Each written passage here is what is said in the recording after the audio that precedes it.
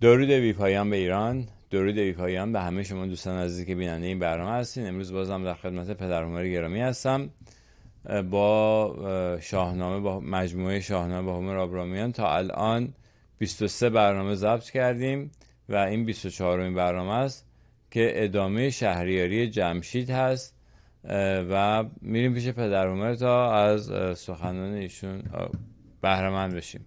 هومر جان، درود بر شما. با درود و آفرین بر تو افشین بسیار گرامی و با بهترین درودهای گرم میهن پرستانه به دختران و پسران خوب ایران، همراه با آرزوی پیروزی و خوشکامی برای همه آزادی خواهان جهان. در بررسی کارنامه جمشید تا به دنجا رسیدیم که این شهریار خورشیدچهر برای کوتاه کردن دست تبهکار کیشبانان و دینکاران و الله فروشان و دیگر دکانداران دین و تاراج کنندگان هوش و مغز و خرد مردمان جدا کردشان از میان گروه، یعنی این کیشبانان، آخوندها، ملایان، کشیشان، خاخامها و همه دینکاران دیگر را جدا کردشان از میان گروه. ببینید، شاهکار اندیشه آدمی. در کارنامه ایران از دید من هیچ کاری برجسته تر از این انجام نشد که این شهریار خورشیدچهر، این جمشید بزرگوار، دست این تبهکاران رو گرفت، گفت از میان مردم بروید بیرون. پرستنده را جایگه کرد کوه، بروید بالای کوه، در شهر نمانید. بدان، یعنی بدین انگیزه، تا پرستش بود کارشان، بروید اونجا الله خودتون رو هر گونه که دوست دارید عبادت کنید. نوان پیش روشن جهاندارشون، بروید برای خودتون روزخوانی کنید، نوحه بخوانید، هر کاری دوست دارید بکنید، آزاد هست. ولی کاری به کار مردم نداشته باشید. شما که نه میکارید، نه درو میکنید، نه میبافید، نه میشویید، تنها کارتان همان خرافه تنیدن و موریانوار خرد مردمان را جویدن است، بروید بالای آن کوه، هر اندازه دل تنگتان میخواهد مسجد و امامزاده و زیارتگاه بسازید و هر اندازه دوست دارید قمه بر کله های بیمغز خود بزنید، ولی کاری به کار مردم من نداشته باشید. خوش آمدید. در پشتیبانی از این کار خجسته جمشید، فرازی از سخنان اشوزرتشت ورجاوند را نیز برای شما خواندم که در سرود 32 یسنا رو به همه کیشبانان و کاهنان و آتشبانان و آخوندهای جهان کرده و میگوید، یک بار دیگر میخوانم که خوب در ذهن و اندیشه ما ایرانیان، به ویژه شما جوانان، بنشیند.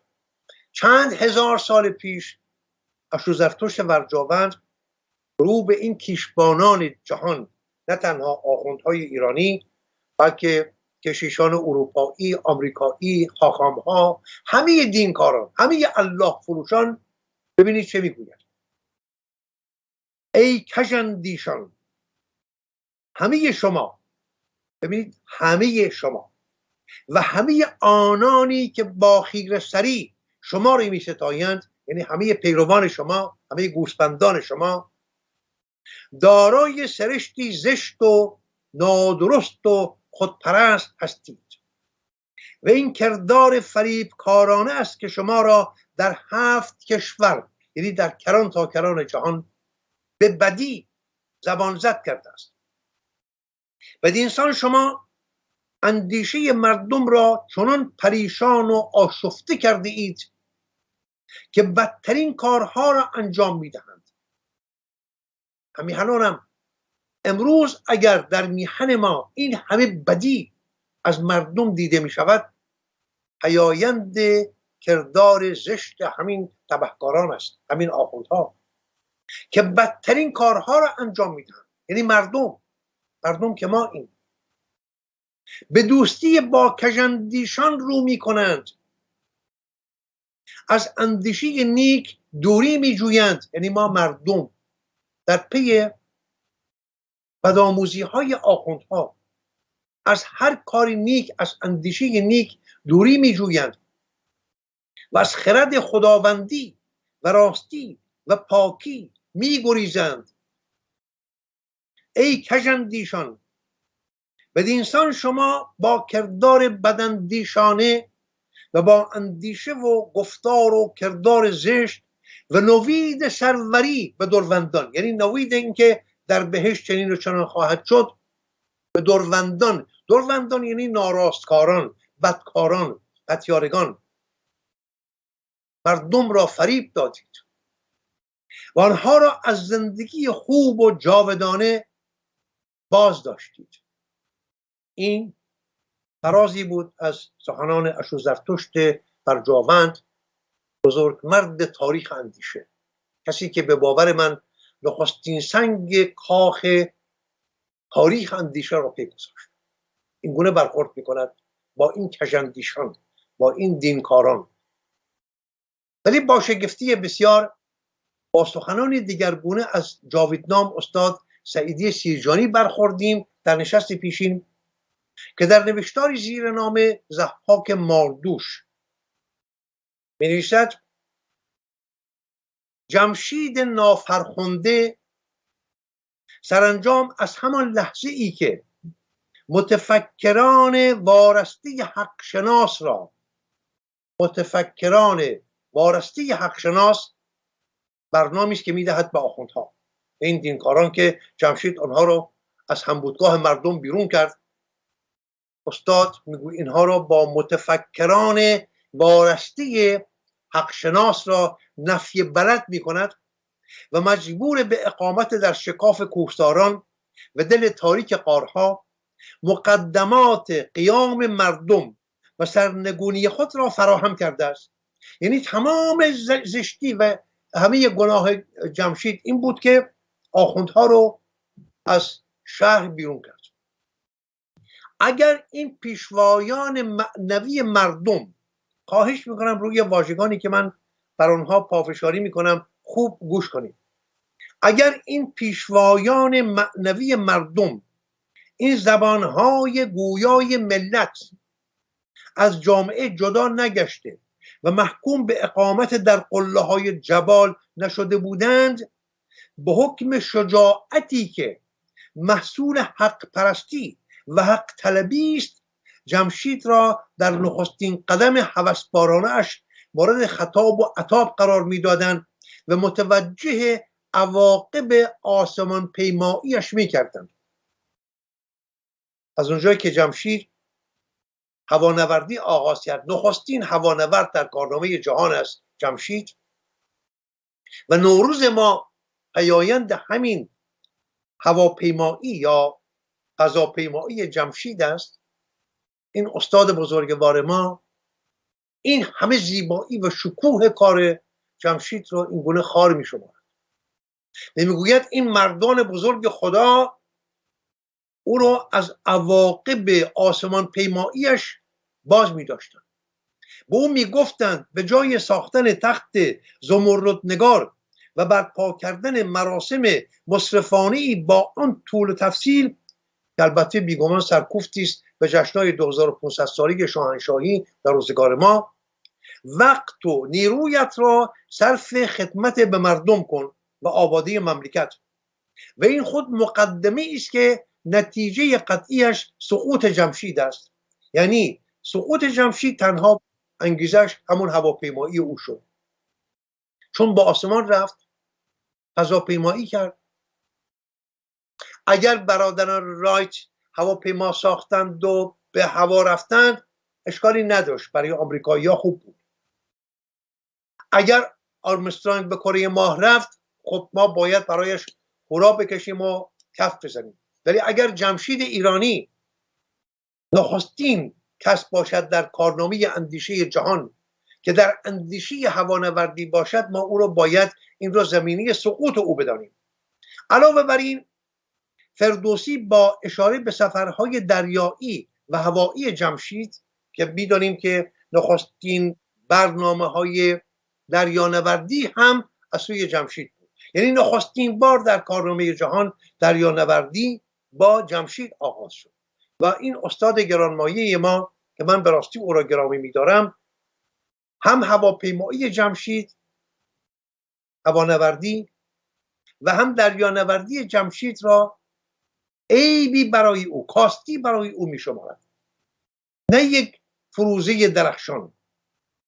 نمی‌بالد به خود که من ایرانی، من سعیدی شیرجانی ایرانی، از جایی میایم که نخستین بار اندیشه هوانوردی و اندیشه دریانوردی در آنجا زاده شد، از سوی جمشید. این رو بر خود نمیتابد، این رو وارونه میکند و هر دو را آک یا عیب یا کاستی میشمارد برای جمشید خورشیدچه. اگر چنین بود، خواننده را متوجه این واقعیت میکند که دیگر جمشید همان جمشید گذشته نیست، یعنی همان جمشید احمق، دبنگ، کثیف، آلوده، بی جامه، بیمار، بی خوراک نیست. جمشید روزگار کیومرثی، جمشید روزگار هوشنگی، جمشید روزگار سیامکی که ما همه را خواندیم در شاهنامه. چرا؟ چون استاد آرزو داشت که این جمشید هم همان گونه باشد، همان آدم روزگار کیومرثی باشد، برهنه تن، گرسنه، بی خوراک، همراه با دد و دام. اکنون هوش و حواس مرد، یعنی این پادشاه، از اوضاع مملکت و احوال رعیتش، ببینید کسی که یک ملت و رعیت مینامد، من نمیدانم چه باید گفت به این استاد گرانمایه. ای کاش زنده بودن که میتوانستیم با ایشون به همگویی بنشینیم که آقا چرا ملت ایران را رعیت مینامید استادا؟ و احوال رعیتش منصرف شده و به سیاحت دریاها و عروج به افلاک منحرف. گمان میکنم همین بس، چون خود من به جوش میارم هنگامی که اینا رو میخوانم، از درون دچار یک آشفتگی بزرگ میشوم که اگر فرزانگان ما این نگرش را داشتند، ما مردم کوچه و خیابان که مردم دانش نیاموخته بودیم، با پر پیداست که با خود چی میکنیم. از آنجایی که این نگرش نادرست و بسیار زیانبار، آنم از سوی استاد بسیار گرانمایه‌ای مانند جاویدنام سعیدی شیرجانی میتوانست و میتواند مایه گمراهی و کژاندیشی بس بسیاری از جوانان کارنازموده را فراهم بیاورد، جا دارد که پیش از پیگیری داستان جمشید نگاهی خردگیرانه در همین جا بر دیدگاه این مرد بزرگ داشته باشه. نمیتوان از او گذشت. اگر استاد زنده بودند، افشین گرامی، من با بهترین گرامی داشت ایشان را به یک همگویی در همین برنامه‌های تو یا در یکی از دیگر رسانه‌های پربیننده پارسی زبان و یا در یک تالار دانشگاهی در پیشگاه شمار بزرگی از استادان و دانشبانان و دانشجویان قرار میدادم، برا میخواندم تا به یاری یکدیگر و به دور از هر گونه گرایش‌ها و تنش‌های سیاسی به روشن کردن نکته‌های تاریک این جستار بپردازیم و چراغی فراراه دانش‌پژوهان جوان برافروزیم.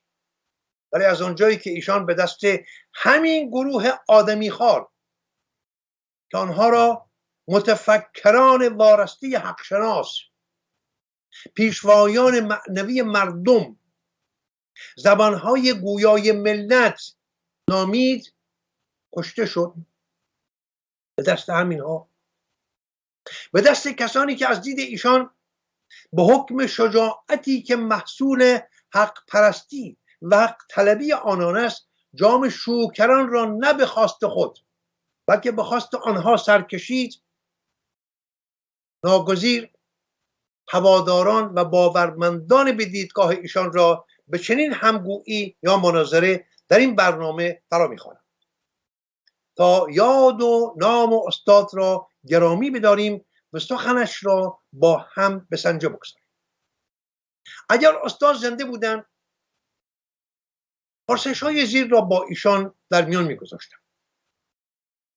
هواداران دیدگاه ایشان می‌توانند همین پرسش‌ها را در همین جا در همین برنامه پاسخ دهند. بدین شیوه شاید نیازی به همگویی یا مناظره هم نباشد. میپرسم استادا بزرگا، در کدام دوره از تاریخ، در کدام سرزمین و کیشبانان کدام یک از کیشها و آیین‌های الهی را میشناسید که متفکران وارسته حق شناس بودند؟ یک جا این را به ما نشان بده. در سراسر تاریخ کلیسا در این 2000 چند سال چند تن از پدران بی پدر کلیسا را می توانید با چنین فروزه ها که ارزانیشان داشته اید نام ببرید؟ چند تا از این پاپ ها، از این کشیشان بلندپایه، از این کاردینال ها، چند تن را می توانید نام ببرید در این 2000 سال گذشته؟ آیا همین مردان متفکر وارسته حق شناس نبودند که در سده‌های میانی سراسر اروپا را به ننگ هستی خود داغ زدند؟ آیا همین ها نبودند که چهره پاک زمین را با خون دگراندیشان سرخاب مالیدند و نغمه شادمانی را از کران تا کران اروپا برداشتند؟ آیا همین متفکران وارسته حق شناس نبودند که به هر دستاویزی فرمان کشتار و آزار یهودیان را میدادند، خانه هاشان را به آتش میکشیدند، شکم زنان باردارشان را پاره میکردند و کودکان زاده نشده را به نام فرزندان شیطان از زهدان مادران بیرون میکشیدند؟ آیا این متفکران وارسته حق شناس نبودند که هراسانگیزترین و مرگبارترین ابزار شکنجه و آزار جان آزادگان را در اروپا و سپس در ایران پدید آوردند؟ استادا، آیا این پیشوایان معنوی مردم به گفته شما و این متفکران وارسته حق شناس نبودند که مردان را به جنگ‌های خانمانسوز صلیبی میفرستادند و تنپوش آهنین بر پایین تنه زنانشان میپوشاندند تا در نبود شوهرانشان به مرد دیگری نزدیک نشوند و بدین گونه زنان بیگناه را با 1001 گونه بیماری و دردهای جانکاه روانه گورستان میکردند؟ آیا این متفکران وارسته حق شناس و این پیشوایان معنوی مردم نبودند که با کشتن و تاراندن و شکنجه کردن دانشمندان و نوآوران و نخبگان و فرزانگان شاهین اندیشه را در کران تا کران اروپای سده‌های میانی به بند کشیدند و راهبندی گذرناپذیر در برابر پیشرفت دانش و بهروزگاری مردمان پدید آوردند؟ آیا این متفکران وارسته حق شناس و این پیشوایان معنوی مردم نبودند که به نام مجاهدین اسلام در کران تا کران سرزمین اهورایی شما، استاد بزرگوار، در سرزمین اهورایی شما، سرزمینی که ایرانش مینامند، آسیاب‌های خون به راه انداختند، کودکانتان را به کنیزی و غلامی بردند؟ همین متفکران معنوی به مادران و زنان و دخترانتان در برابر چشمان مردان دستبستشان به نوبت همخوابگی کردند و فرزندان پدر ناشناخته بسیار از خود بر جای گذاشتند. کتابخانه هاتان را به آتش کشیدند، کاخ هاتان را ویران کردند. در خراسان، در همین خراسان زیبای شما، استاد بزرگوار، زبان از کام همیهنان خوب شما به گناه پارسی گویی از دهان بیرون کشیدند و بر درخت ها آویختند. شما که اینها رو میدانید، که شما اینها رو که بهتر از من خوانده اید و هر روز ننگی در پی ننگ دیگر در میهن شما از خود به یادگار گذاشتند. آیا این متفکران وارسته حق شناس و پیشوایان معنوی مردم مانند خمینی، خلخالی، خامنه‌ای، بهشتی رفسنجانی، لاریجانی، جنتی، طبسی، موسوی اردبیلی، مصباح یزدی، ابراهیم رئیسی و هزاران دیوزاد اهرمنخوی دیگر نبودند که سوار بر گرده مردمی که در سده‌های پیاپی مغزشان را جویده و روانشان را تباه کرده بودند به جهان روشن شما یورش آوردند. همه ارزش‌های مردمی را لگدکوب کردند. روزگار جوانان خوب میهن شما را به سیاهی کشیدند و سرانجام خود شما را به گناه آزاد اندیشی به زندان افکندند، زهر به کامتان ریختند و مردم فرهنگ دوست ایران را در سوگتان نشاندند. آیا این متفکران وارسته حق شناس و این پیشوایان معنوی مردم نبودند که کتاب‌های چاپ شده شما را در چاپخانه خمیر کردند؟ خود شما و ناشر کتاب‌های شما را به روزگار سیاه نشاندند و شما را ناگزیر کردند که برای بازپرداخت زیان‌هایی که به ناشر بیچاره کتاب‌های شما رسیده و او را از پا انداخته بود از ایرانیان برون مرزی درخواست یاری کنید. استادا، بزرگا، در تاریخ 1400 ساله اسلام و در سراسر تاریخ آخوندیسم در ایران کدام حق شناسی را از این پتیارگان جان ستیز، زندگی ستیز، شادی ستیز، زن ستیز، آزادی ستیز، از این تباه کنندگان جان و جهان دیده اید که بر جمشید خورشید چهر ما خورده میگیرید که چرا این دیوخو اهرمن چهرگان پوسیده مغز گندیده دهان را به بالای کوه فرستاد و دست خونریز و تبهکارشان را از سر پدران و مادران شما کوتاه کرد؟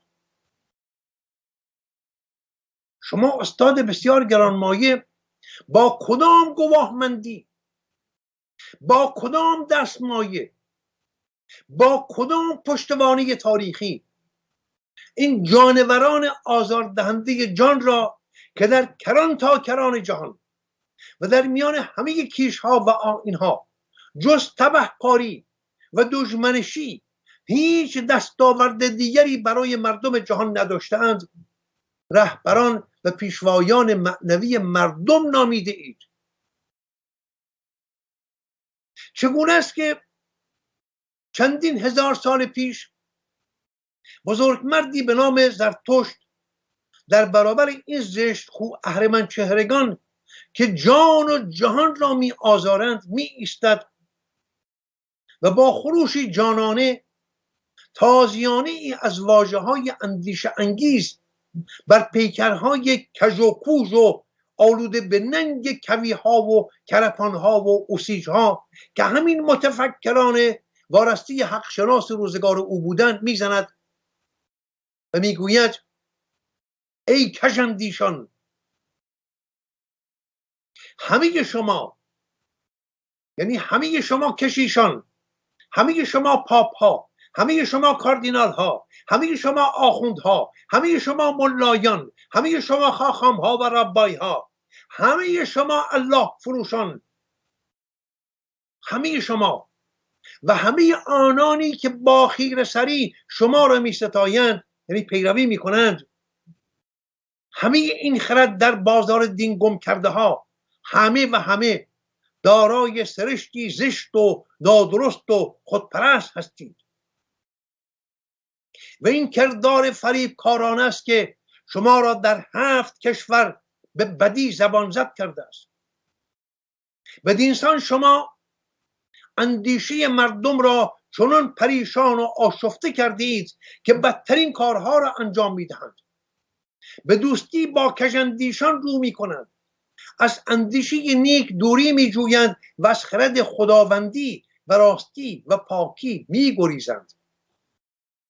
ای کژاندیشان، بدینسان شما با کردار بداندیشانه و با اندیشه و گفتار و کردار زشت و نویز سروری به دروندان مردم را فریب دادید و آنها را از زندگی خوب و جاودانه باز داشتید. این سخن زرتشت و هزاران سال پس از این مرد بزرگ تاریخ اندیشه، مرد بزرگ دیگری از همان سرزمین برمیخیزد به نام استاد سعیدی سیرجانی و در پی چندین هزار سال آزمون تلخ تاریخ که از این کژاندیشان دیده است، آنها را رهبران و پیشوایان معنوی و متفکران وارسته حقشناس مینامد که به حکم شجاعتی که محصول حق پرستی و حق طلبی است، خود او را به گناه آزادگی به بند میکشند. آن سرو سربلند روزگار ما را همجنس باز، تریاکی، فروشنده مجله های پورنوگراف مینامند و سرانجام با شیافی زهرآلود دفتر زندگانیشان میبندند. استادا،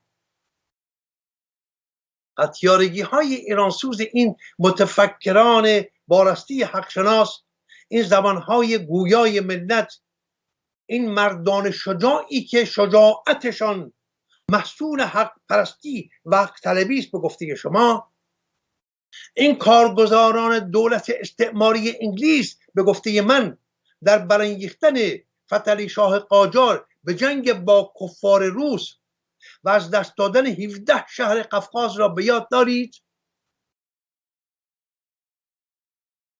بزرگا، ستیز این متفکران وارسته حقشناس را با انقلاب مشروطه به یاد دارید؟ ستیز این پیشوایان معنوی را با حق رأی زنان در مجلس شورای ملی به یاد دارید؟ ستیز این زبانهای گویای ملت با دبستانها و دبیرستانهای دخترانه را به یاد دارید یا از یاد بردید؟ ستیز این متفکران وارسته حقشناس را با حق رأی زنان در دوره آریا مهری را به یاد دارید و نامه‌های خمینی را؟ کشتار زندانیان سیاسی سال 67 یادتان هست؟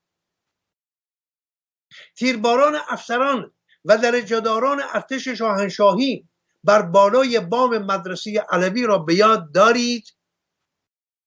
آن اعدام‌های گروهی با جرثقیل‌های سنگین، آن دست و پا بریدن‌ها، آن چشم از چشم خانه درآوردن‌ها، آن زنان را تا نیمه در خاک فرو کردن و به سنگسار بستن‌ها، آن دستیازی‌های شرم‌آور به زنان و مردان در زندان‌ها، آن پرده دوشیزگان نوجوان را در زندان‌ها پاره کردن‌ها، آن دستیازی به زنان آبستن در زندان‌ها، آن دزدی‌ها و چپاول‌های میلیارد دلاری از کیسه مردم خاکستر نشین، آن خون زندانیان را پیش از اعدام با سرنگ بیرون کشیدن‌ها، آن همه دروغ و دغا و فریب و نیرنگ و تبهکاری خمینی و دیگر دیوزادگان اهرمنخویی که سرزمین تاریخی شما را دچار این همه ننگ و تباهی کردند، همه اینها را به یاد دارید؟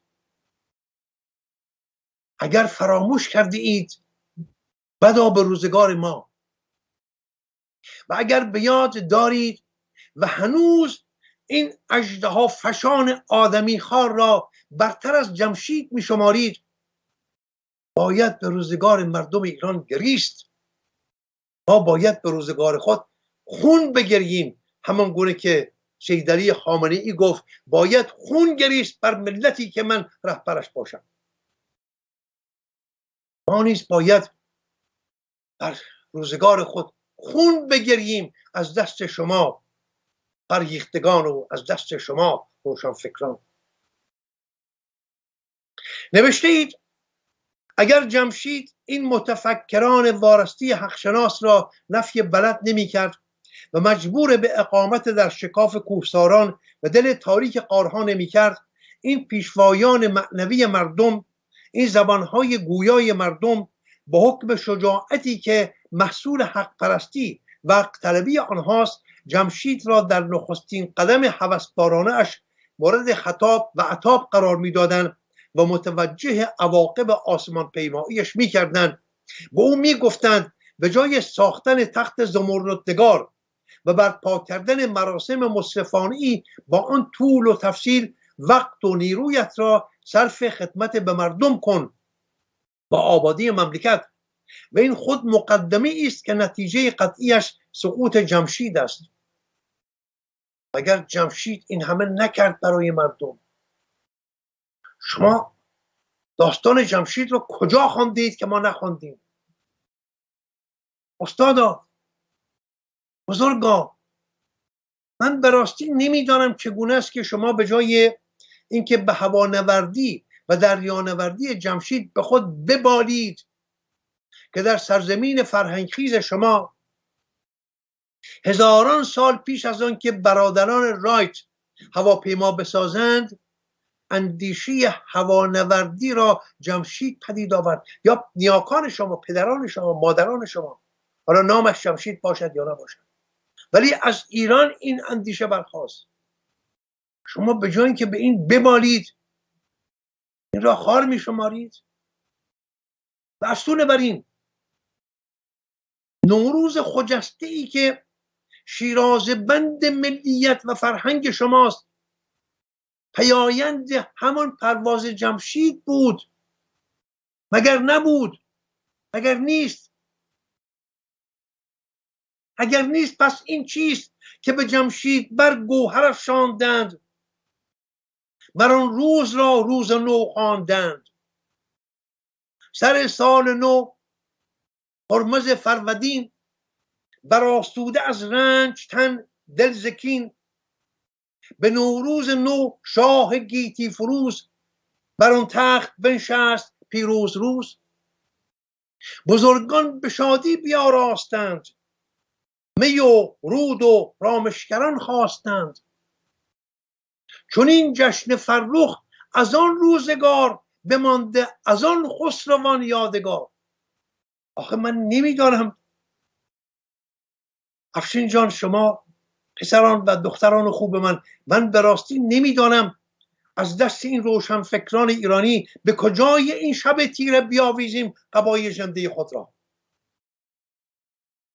نوشتند علاوه بر این فردوسی با اشاره به سفرهای دریایی و هوایی جمشید خواننده را متوجه این واقعیت می کند که دیگر جمشید همان جمشید گذشته نیست. اکنون هوش و حواس مرد از اوضاع مملکت و احوال رعیتش منصرف شده و به سیاحت دریاها و عروج به افلاک منحرف. استاد گرامی، من به راستی نمیدانم باید سخن شما را بپذیرم یا سخن فردوسی بزرگوار را. شما درست میگویید یا فردوسی؟ خواهش میکنم بیایید یک بار دیگر این چند بند را با هم بخوانیم. من از شما همیهنان بسیار ارجمندم، به ویژه شما دختران و پسران و خوبم، خواهش میکنم این چند بند را یک بار دیگر با من باشید، با هم بخوانیم. به جمشید بر گوهر افشاندند. چه کسانی؟ چه کسانی به جمشید بر گوهر افشاندند؟ آیا نه مردمی که ما مردم که آن شهریار خورشید چهر با کار و کوشش در پرتو خرد و اندیشه نیک خود ما را از ژرفای تیر روزگاری بیرونمان کشید و بالاترین گامه بهروزگاری من فراز نشاند؟ به یاد دارید روزگار کیومرثی را؟ برهنه بودیم، خوراک نداشتیم، جا نداشتیم، همراه با دد و دام در یک زیستگاه با هم زندگی میکردیم. به یاد دارید روزگار سیامکی ما را که سیامک جوان، که همه ما جوانان اون زمانی که جوان بودیم به دست دیو سیاه شبهای تاریک و سرد یخبندان از بیخوراکی به بی‌نوشاکی، به بی‌پوشاکی همه ما کشته شدیم. یادتان هست آن کچلی ها و با آبله، مالاریا، طاعون، بیماری های پرمرگ، یادتان هست؟ آیا این مردم نیستند که او را برکشیدند؟ به نوروز نو شاه گیتی فروز بر آن تخت بنشست پیروز روز. خب آیا فردوسی بزرگ این برنامه شاه گیتی فروز، یعنی جهان رو روشنایی بخشید، این پادشاه، این جمشید فردوسی، این برنامه شاه گیتی فروز را برای ریشخند من و شما به کار برده است؟ میخواهد با خرد ما یه قل دو قل بازی کند یا برای ستایش جمشید؟ آیا فردوسی نمیدانست شاه گیتی فروز یعنی چه؟ بزرگان به شادی بیاراستند. خب این بزرگان چه کسانی بودند که به شادی بیاراستند؟ شما می توانید بگویید افسران ارتش و دولت مردان و درباریان، ولی من هم می توانم بگویم خردمندان و فرزانگان و فرهیختگانی مانند شما و پیران جهان دیده و بهین مردمانی که همراه با جمشید در کنار رود دائتیای نیک با اهورامزدا و ایزدان به همپرسگی نشستند تا راهی برای برون رفت از روزگار پرمرگی که اهریمن در کار پدید آوردنش بود جستجو کنند. از دید شما آیا هیربدان و دانشبانان و فرهیختگان و جهان دیدگان و بهین مردمان در رده بزرگان نیستند؟ تنها افسران ارتش و دولت مردان و درباریان شایسته برنامه بزرگانند. این بزرگان که بودند که به شادمانی این پیروزی های بزرگ و دستاوردهای شادی بخش و کار و کوشش جمشید و بهین مردمان را گرامی داشتند. و سپس می و رود و رامشگران خواستند. این بزرگان جشن ساز روزگار جمشیدی، استاد بزرگوار، نوادگان همان مردمی بودند که در روزگار کیومرثی که میتوان آن را با دوران پیش از پهلوی برابر شمارد، بی خوراک و نوشاک و پوشاک همراه با دد و دام و جانوران نارامزی در شکاف کوهها و زیر تخت سنگها میزیستند و اکنون در پرتو خرد و اندیشه و بینش و دانشی برترس پیش و در پی کار و کوشش و نوآوری های پیاپی جمشید خورشید چهر جشن در پی جشن می آرایند، خوان خوشباشی می گسترانند و رود و رامشگران را فرا می خوانند تا نغمه شادمانی و پیروزی سر دهند. امروز دیگر روز گرسنگی نیست، روز شادمانی است. بزرگان به شادی بیاراستند، می و رود و رامشگران خواستند. در همین جا شایسته است که نگاهی هم به روزگار مردمی بیاندازیم که پیش از روی کار آمدن رضاشاه بزرگ در سایه‌سار آن متفکران وارسته حق شناس، آن پیشوایان معنوی مردم، آن زبانهای گویای ملت روزگار می‌گذراندند. میخواهم شما را ببرم به روزگار، اگر بتوانیم بگوییم کیومرثی، روزگار کیومرثی، ولی در روزگار خودمان، یعنی روزگار قاجار. حاج سیاح، میشناسید این نام رو، مرد بسیار بزرگی بود. در بازگشت از اروپا در دفتر خاطرات خود بخوانید، خاطرات حاج سیاح را بخوانید اگر میخواهید با سامه‌های امروز خود آشنا بشوید که چرا ما امروز دچار این همه سیاه روزگاری هستیم. باید اینها را خواند، ریشه ها را باید جستجو کرد. یکی از مردان بزرگ روزگار ما به نام حاج سیاح در خاطرات خود پس از میرود به اروپا و برمیگردد از اروپا این خاطرات می نویسد. بسیار خواندنی است این کتاب، خاطرات حاج سیاح. فرازی از این را برای شما میخوانم. نوشته است جماعت عمامه به سرها همه جا را پر کرده و همه مقامات را صاحب شدند. ما امروز گمان میکنیم که حکومت اسلامی را در روزگار قاجار حکومت دست آخوندها بود. همه مقامات را صاحب شدند. کسی نمیداند کدام یک از آنها فهم و سواد دارد و کدام یک ندارد. همه نام آیت الله و حجت الاسلام و شیخ و ملا دارند و کارشان این است که به اسم شریعت هر چی میخواهند بکنند و جلو هر چه را نمیخواهند بگیرند. مؤمن میسازند، تکفیر میکنند، معامله بهشت و جهنم میکنند. کسی جرأت ندارد بگوید آقا دروغ میگوید، زیرا بیرق و شریعتا بلند میشود. و آنها ایراد میگویند ایراد به مجتهد جایز نیست.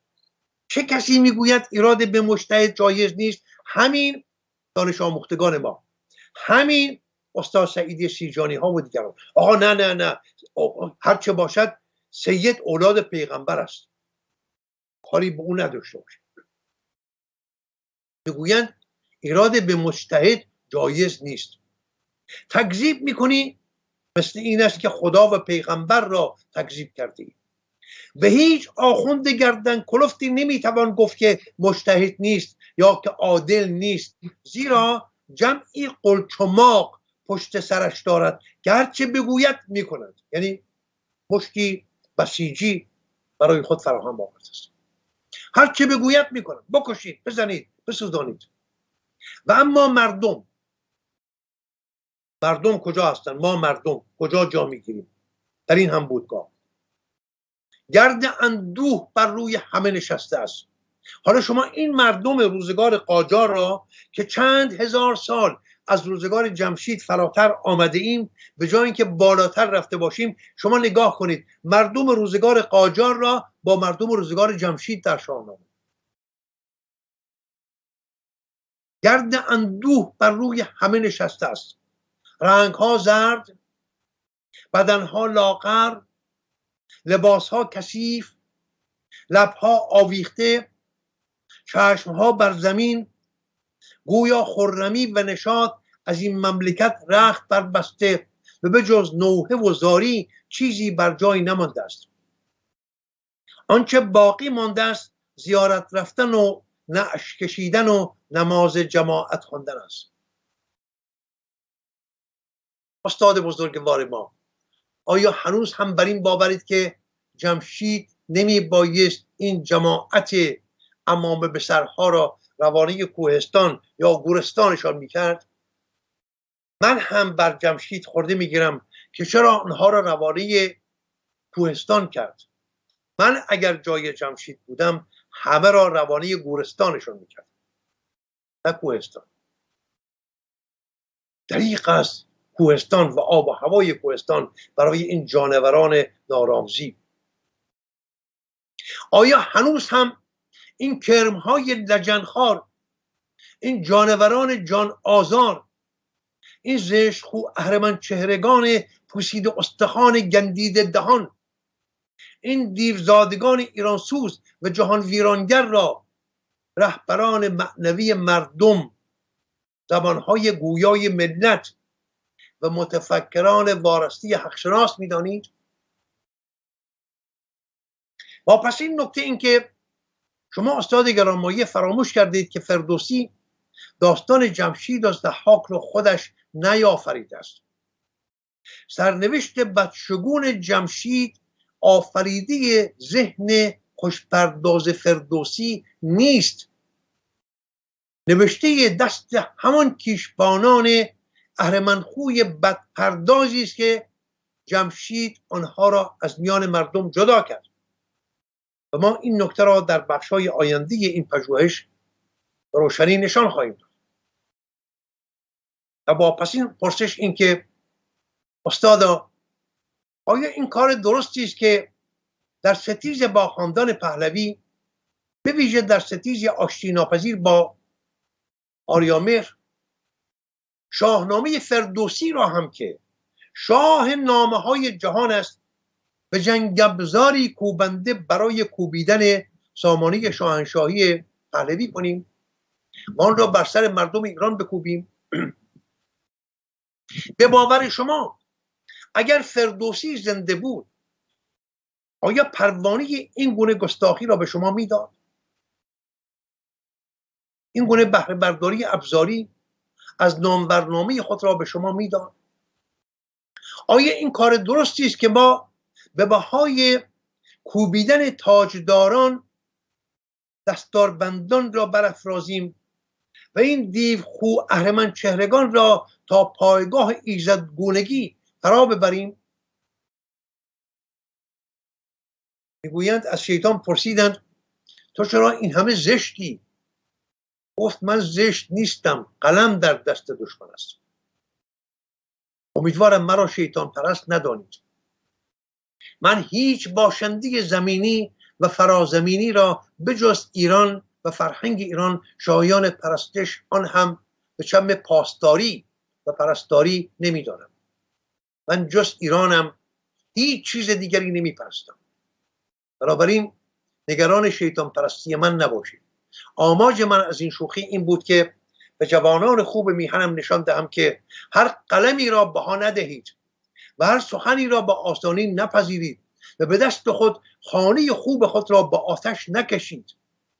ای کاش این متفکران وارستی حقشناس جان نازنین شما را از شما نگرفته بودند تا من از شما میپرسیدم که چه دگرگونی بنیادی و با کدامین انگیزه در نگرش شما پدید آمد که شما پس از نوشتن ضحاک ماردوش در دوره آریامهری سروده بسیار شورانگیز زیر را در دوره فرمانروایی این رهبران و پیشوایان معنوی مردم سرودید و نه تنها خودشان را بلکه خدایشان را نیز به لجن کشیدید. افشین جان زمان داریم من این سروده استاد را بخوانم یا نه زمان نداریم؟ زمان داریم، یه 12-13 دقیقه دیگه زمان داریم. بعد سروده استاد رو من میخوام بخوانم، اگرچه برخی گفتن این سروده از سعیدی شیرجانی نیست، ولی من با امید اینکه از سعیدی شیرجانی است این سروده را میخوانم و سخن امروز را به پایان میبرم. میگوید خبر داری ای شیخ دانا که من خدا ناشناسم، خدا ناشناس. برای من بسیار بسیار شگفت‌انگیز خواهد بود اگر که براستی این سروده از استاد سعیدی شیرجانی باشد. چه شد که در روزگار آریامهری ضحاک ماردوش را نوشت و آن سخنان این همه آسیب رسان و گزند رسان به میهن را نوشت و سپس در روزگار آخوندها این سروده را سرود. نه سربسته گویم در این ره سخن، نه از چوب تکفیر دارم هراس. زدم چون قدم از عدم در وجود، خدایت برم اعتباری نداشت. خدای تو ننگین و آلوده بود، پرستیدنش افتخاری نداشت. خدایی بدین سان اسیر نیاز، که بر طاعت چون تویی بسته چشم. خدایی که بهر 2 رکعت نماز، گهایت به رحم و گهایت به خشم. خدایی که جز در زبان عرب به دیگر زبانی نفهمد کلام. خدایی که ناگه شود در غضب، بسوزد به کین خرمن خاص و عام. خدایی چنان خودسر و بوالهوس، که قهرش کند بیگناهان تباه. به پاداش خوشنودی یک مگس، ز دوزخ رهاند تنی پرگناه. خدایی که با شهپر جبرئیل، کند شهر آباد را زیر و رو. خدایی که در کام دریای نیل، برد لشکر بیکرانی فرو. خدایی که بی مزد و مدح و ثنا، نگردد به کار کسی چاره ساز. خدا نیست بیچاره، ورنه چرا به مدح و ثنای تو دارد نیاز. خدای تو گه رام و گه سرکش است. چو دیوی که اش باید افسون کنند، دل او به دلال بازی خوش است. وگرنه شفاعتگران چون کنند. خدای تو با وصف قلمان و هور، دل بندگان را به دست آورد. به مکر و فریب و به تهدید و زور، به زیر نگین هرچه هست آورد. خدای تو مانند خان مغل، به تهدید چون کشد تیغ حکم. ز تهدید آن کارفرمای کل، بمانند کروبیان صم و بکم. چو دریای قهرش براید به موج، نداند گنهکار از بی گناه. به دوزخ فرو افکند فوج فوج، مسلمان و کافر سپید و سیاه. خدای تو اندر حصار ریا، نهان گشته کس نبیند گزند. کسی دم زند گر به چون و چرا، به تکفیر گردد چماقش بلند. خدای تو با خیل کروبیان، به عرش اندرون بزمکی ساخته. چو شاهی که از کار خلق جهان، به کار حرمخانه پرداخته. نهان گشته در خلوتی تو به تو، و درگاه او جز تو را راه نیست. تو این محرم او که از کار او، کسی در جهان جز تو آگاه نیست. تو زاهد بدینسان خدایی بناز، که مخلوق طبع کژاندیش توست. اسیر نیاز است و پایبند آز، خدایی چنین لایق ریش توست. نه پنهان نه سربسته گویم سخن، خدا نیست این جانور اژدهاست. مرنج از من شیخ دانا که من، خدا ناشناسم اگر این خداست. به راستی که درود همه خوبان جهان بر روان تو باد، که این گونه دلیرانه رخک از چهره زشت دینکاران و الله تبهکارشان برداشتی، و با چنین زبان تند و تیز و دراز، چراغ زندگانی خود را در گذرگاه باد گذاشت.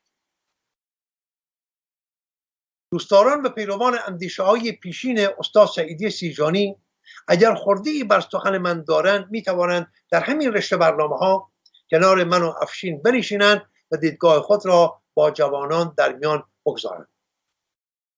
در نشست آینده اگر زندگی به جا باشد، برمیگردیم به شاهنامه تا داستان جمشید را با هم پی بگیریم. افشین جان، من به پایان میبرم سخن رو. اگر تو سخنی داری در زمان به جا مانده بگو. سپاسگزارم پدر عمر. فقط دوستانی قبلا خواسته بودن از من که اگر ممکنه از شما خواهش کنم اگه میشه منابعی که به هر حال مثلا اوستا رو میگین، وندیداد که بخش از اوستاست مثلا که ظاهرا، و منابع دیگه که میتونن بچه‌ها برن خودشون بخونن، کسانی که علاقه‌مندن خودشون میتونن برن تحقیق کنن روش و بخونن، رو میشه به صورت فهرست مثلا منابعی معرفی کنیم، حالا یا تو این برنامه تو برنامه بعدی. بله. مرسی، خیلی ممنون و سپاسگزارم. من که اوستا برگردان‌های گوناگون دارد که من بیش از همه برگردان استاد دکتر جلیل دوست‌ها رو دوست می‌دارم. برگردان است بسیار شیوا، بسیار نزدیک به زبان فارسی سره. پیشنهاد میکنم جوانانی که میخواهند با اوستا آشنا بشوند بیگمان بروند سراغ همین برگردان دکتر جلیل دوست‌ها. و کار دیگری که هست، اساطیر ایران هست، کار نشان بدهم به شما همینجا، پژوهشی در فرهنگ ایران اگر درست میبینید. بله مهداد بهار، بله، خواندنی است از کارهای بسیار زیبای زندیات دکتر مهداد بهار هست و کارهای دیگری که در آینده نشان خواهیم داد. ولی برای شناخت بیخوبون فرهنگ ایران همین شاهنامه هست. نسخه‌های گوناگون البته خوب است که هر جوانی که میخواهد با شاهنامه آشنا بشود نرویم سراغ یک نسخه های گوناگون رو داشته باشیم. من در همینجا گمان میکنم بیش از 10 نسخه از شاهنامه رو دارم که گاه نیاز هست که اینها رو با هم برابر بگذاریم، چرا که از زمان فردوسی به این سو نسخه برداری هایی که شده است، دستکاری شده است نسخه ها. گاهی یک نسخه که در دست ماست میتواند ما را به گمراهی بکشاند، ولی هنگامی که او را با نسخه های دیگر برابر میگذاریم خود میتوانیم بفهمیم که کدام یک نزدیکتر است به شیوه سخن پردازی فردوسی. و بعد همین اوستا بسیار بسیار بسیار مهند است. بدون اوستا من همینجا بگویم و بارها گفتم افشین جان، اگر میخواهیم شاهنامه را درست بشناسیم بدون یارمندی اوستا نمیشود، ناشدنی است. اصلا امروز که من در همه جا نخست نگاهی میاندازم به شاهنامه، بعد به اوستا، بعد برمیگردیم به شاهنامه، چرا که بیخ این فرهنگ آنجاست. شما نمیتوانید از درخت بالا بروید تنها با شاخه ها سر کار داشته باشید. ریشه ها رو هم باید شناخت. ریشه ها در گرامی‌نامه اوستای ماست و اوستا یکی از گرانمایه ترین یادمان های نیاکان ما، نه تنها نیاکان ایرانی ما، بلکه میتوان گفت که گرامی ترین نیاکانی است که جهان دارد. در سراسر جهان باستان چیزی ما گرانمایه تر از اوستا نداریم که از پدران و مادران پیشین برای ما مردم جهان امروز به جا مانده باشند. بهترینش همین اوستای ماست. حالا در آینده باز هم گفتگو خواهیم کرد. سپاسگزارم. تا دیداری بعد. بدرود. بدرود.